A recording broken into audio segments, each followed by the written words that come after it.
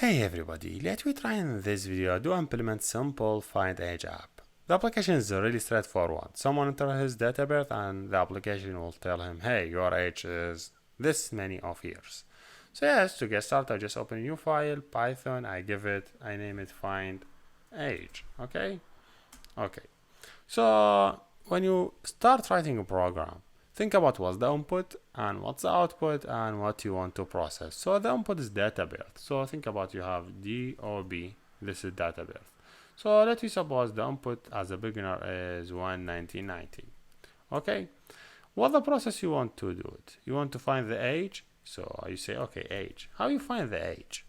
The age will be how you find age for everyone from his date of birth. For sure, the current year, for example, 2017 minus the date of birth. You could find the age.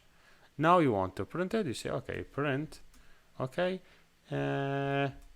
your age, for example, is.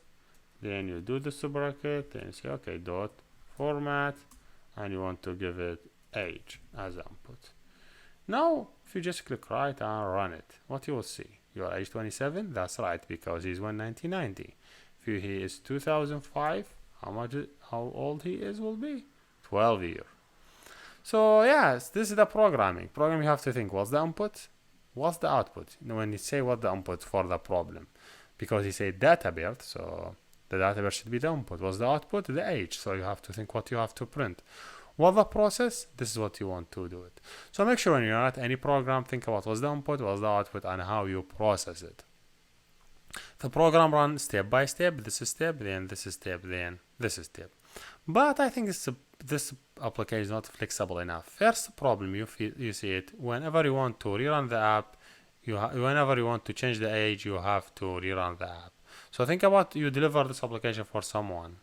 So how this one will understand he have to change in this part. You have to see screen, and in the screen you could enter his age.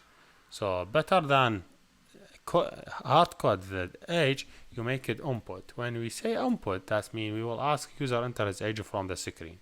So you say enter your DOB. Is that right? Now think about rerun the app again. See, the application asks him enter your date of birth. So you say 1990. Enter, he give you, hey, there is error. Why this error happen? This error happen because here is input and the input is string.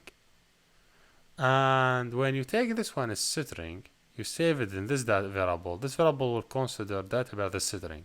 While here you want to do subtract operation between character, integer and string. That cannot be happen. So you need to change this one to string. So how you change it to string? Just write integer, open a bracket, and close a bracket. This is basically how you take string and you change it to integer. Rerun the app again. Enter 1990. He say your age 27. See basically how you fix this problem? This is just some changing data type. We take string, we change it to the integer. But still there is a problem. Think about this application goes for someone who wants to use it 2018. You have to go to the code and update this number. So we should not use number like hard coding. This is not right way in programming. You have to take the current year from the PC. So how I could take the current year from the PC? To take current year, I have to use specific library that already shipped with Python.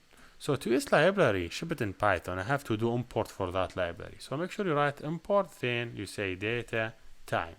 So data time is specific library that shipped with Python allow you to access the data time in your PC. That's great.